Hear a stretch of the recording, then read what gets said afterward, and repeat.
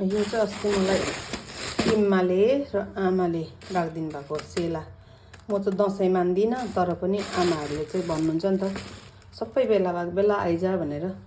टिका लाउने होइन, केही पनि मान्दिनँ, तर जान्छु। अनि गएर त्यही हो मासु खुवाइ। योपालि चाहिँ जानु पाएँ।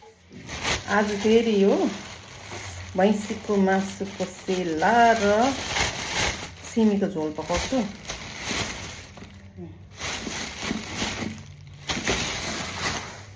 क्या दामी हुन्छ। अब यति चाहिँ म पनि मेरो छोरालाई राखिदिन्छु। छोरा आए पछाडि खाने। मेरो आमाले मलाई राखिदिँदो, म मेरो छोरालाई राखिदिन्छु।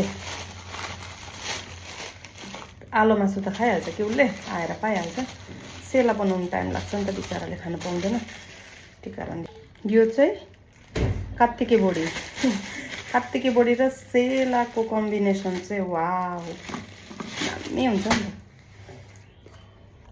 लु, गाउँबाट ल्याएको मासु, यो हतियारले चाहिँ गाउँले स्टाइलमा काटेँ म। यहाँ चाहिँ सेला पाक्दैछ। यो सेला पकाएर चाहिँ यसमा हाल्ने हो बोडी, कात्तिके बोडी। यहाँ चाहिँ लसुन, अदुवा, जिरा पिसेर हालिदिएँ। यसमा टमेटो हाल्छु, पिरो हाल्छ, यसमा हाल्छु कि हाल्दैन कम्ती हाल्छु होला। त्यहाँबाट बादमा मात्रै हाल्ने हो यो सिमी। आज बुढालाई पनि टेस्ट गराइदिउँ भनेको। उसलाई चाहिँ सिमीसँगको झोल होइन कि, यत्तिकै भुटेको खुवाएर हेर्नु पऱ्यो, मन पराउँछ कि पराउँदैन। टमाटर पनि हाल्छु, एउटा दुईवटा तिनवटा चाहिँ मैले ग्रिन चिली हालिदिएको छु। रेड चिली पाउडर चाहिँ एकदम हामी जति सक्दो अभोइड नै गरौँ भनेर चाहिँ। हेरौँ कस्तो हुन्छ है। यो चाहिँ टमेटो पनि गलिसक्यो। यसमै धेरै ब्रेडमै त्यत्तिकै पकाइराख्ने। बादमा त्यसमा म पानी पनि हाल्छु, त्यसलाई पनि सुकाउँछु, फेरि यसलाई फ्राई गर्ने मोडमा लिएर आउँछु। अनि मजाले आधो भनेको यही हो सिमी पनि।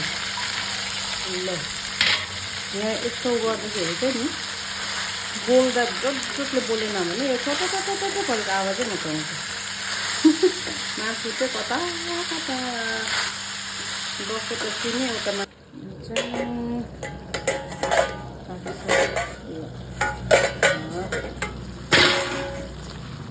सिमी पनि मासु पनि गल्यो मजाले। अब भने चाहिँ यसमा झोल लगाएर, यो चिजको चाहिँ मलाई झोलै मनपर्छ नि त।